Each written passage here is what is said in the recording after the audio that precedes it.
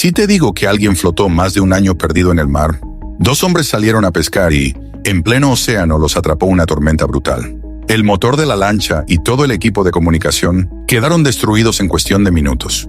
Los 2 quedaron a la deriva, luchando por sobrevivir en mar abierto más de un año.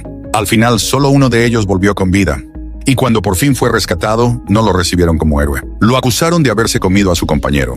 Todo empezó el 17 de noviembre de 2012, en un pequeño pueblo pesquero de México. José, un inmigrante de 36 años con años de experiencia en el mar, se preparaba como siempre para salir a pescar y ganarse la semana. Su socio de siempre tuvo un problema de último momento y no pudo ir.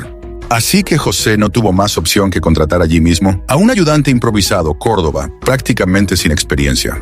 Ellos sabían que se acercaba una tormenta por la zona, pero en esos pueblos un solo día de pesca puede pagar una semana de comida y renta. Renunciar a ese viaje significaba no tener que comer. Así que decidieron arriesgarse y no perder la oportunidad de salir. José planeó hacerlo rápido, entrar, pescar y volver antes de la tormenta, como un ida y vuelta express. Cerca de la 1 de la madrugada, los 2 zarparon en una lancha sencilla de unos 7 metros de largo. Avanzaron mar adentro, hasta llegar a una zona de pesca a unos 120 kilómetros de la costa. Después de trabajar mediodía, el compartimento de la lancha estaba lleno de pescado hasta el tope. Fue entonces cuando José notó que la tormenta empezaba a acercarse. Desde lejos no parecía tan grave, apenas unas nubes densas. Así que siguieron limpiando y acomodando la pesca como si nada. Pero de repente el mar se volvió otro. Se levantó un viento tipo huracán y las olas se pusieron salvajes. Era tan fuerte que apenas podían mantenerse de pie. José tuvo que agarrarse con una mano de la lancha y con la otra tratar de manejar rumbo a la costa. La lluvia cada vez más intensa, como una cortina gris. Llegó un momento en que ya casi no se veía nada, ni horizonte, ni referencia, ni dirección. José sacó el GPS y la radio, y durante 3 o 4 horas peleó contra olas y viento. Al final lograron acercarse algo. Según el GPS, solo estaban a unos 20 o 30 kilómetros de la costa.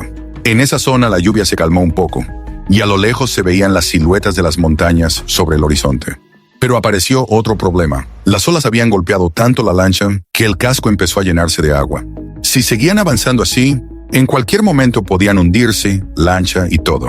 Para aligerar el peso, no les quedó más remedio que apagar el motor y detenerse. Luego empezaron a lanzar todo el pescado al mar, como si tiraran a la basura el trabajo de todo el día. Después sacaron el agua con baldes hasta estabilizar la lancha. Al final, la embarcación se salvó, pero el motor murió por completo. José intentó encenderlo, una y otra vez, pero el motor ya no respondió nunca más. Al ver que no había forma de arreglarlo, decidieron usar la radio para pedir ayuda. Pero el equipo de posicionamiento ya se había mojado y estaba dañado.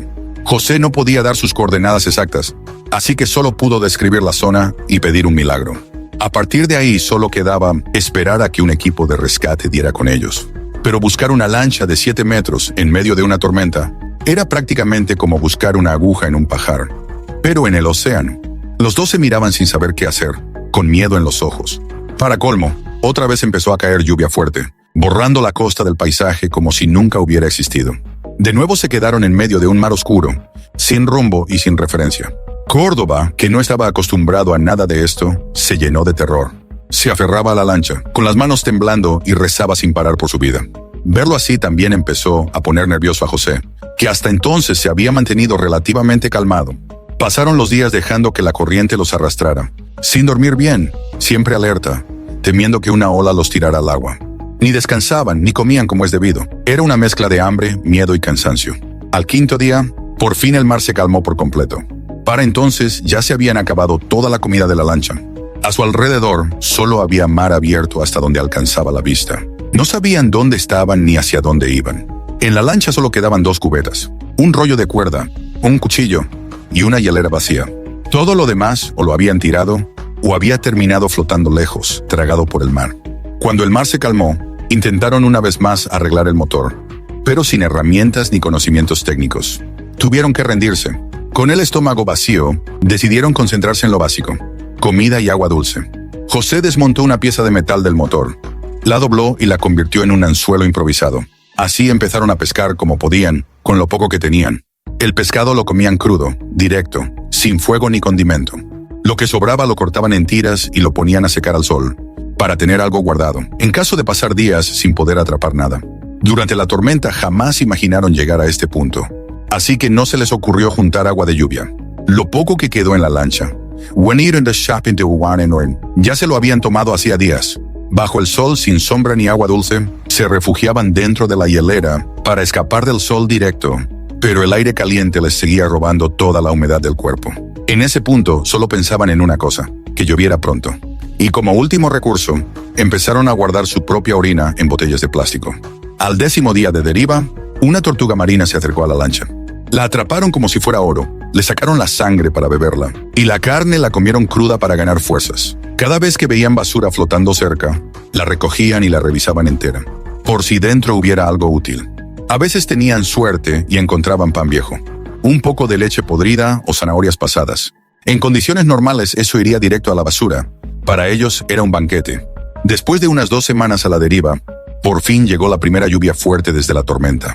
Los dos se pusieron de pie, gritando y levantando los brazos, y luego abrieron la boca hacia el cielo para beber cada gota que caía. Cuando reaccionaron, empezaron a poner todos los recipientes que tenían para almacenar toda el agua posible. Ese día no solo comieron y bebieron hasta saciarse, sino que además, bajo el aguacero, se dieron un baño de agua dulce como si fuera spa de lujo. Durante todo el tiempo de deriva, se cruzaron con 2 barcos cargueros enormes, pero pasaban demasiado lejos, y desde allí una lancha pequeña casi ni se ve. Por mucho que gritaran y movieran los brazos, era imposible que los oyeran. Solo podían mirar, mientras veían cómo esos barcos gigantes se perdían en el horizonte. Pasados más de 3 meses, Córdoba empezó a quebrarse por completo. Entre el calor, la deshidratación y la comida cruda, su cuerpo ya no daba más. Terminó tirado en la lancha, sin fuerzas ni siquiera para sentarse. Días después, Córdoba finalmente perdió la vida. La muerte de su compañero golpeó a José con todo. Antes, al menos podían hablar, contarse recuerdos, intentar darse ánimo en medio de esa pesadilla flotante. Después de eso, José siguió hablando. Pero ahora le hablaba al cuerpo sin vida de Córdoba, como si todavía pudiera escucharlo. Durante 6 días mantuvo el cuerpo en la lancha, como si no quisiera aceptar lo que había pasado. Hasta que, por miedo a que comenzara a descomponerse bajo el sol, le quitó la ropa con cuidado y finalmente dejó que el cuerpo de Córdoba se hundiera en el mar. José siguió solo y todavía vio pasar otros barcos sin que nadie lo notara. El 29 de enero de 2014, después de despertar de otro sueño ligero y angustiado, miró al horizonte y alcanzó a ver algo distinto. A lo lejos había una isla. José, casi sin creerlo, se frotó los ojos varias veces para asegurarse de que no fuera otra alucinación. Cuando se convenció de que era real, la emoción lo desbordó. Pensó en tirarse al agua y nadar, pero sabía que su cuerpo estaba demasiado débil. Así que tomó una tabla larga que había recogido antes y empezó a remar en dirección a la isla, lento pero desesperado. A veces la corriente lo alejaba, pero él seguía remando como si su vida dependiera de cada empujón, porque así era. Después de varias horas de esfuerzo, al caer la noche por fin llegó cerca de la orilla. Ni siquiera esperó a que la lancha tocara la arena. Se lanzó al agua y nadó como pudo. Al día siguiente, 30 de enero, una pareja que vivía en la isla lo encontró en la playa, deshidratado, débil y casi irreconocible. Cuando José por fin regresó a su país, contó toda su historia y terminó publicando un libro sobre lo que vivió allá afuera. Pero no todos se alegraron. La familia de Córdoba lo demandó, exigiendo $1 millón. Lo acusaban de haberse comido a su compañero para sobrevivir, aunque nunca hubo pruebas.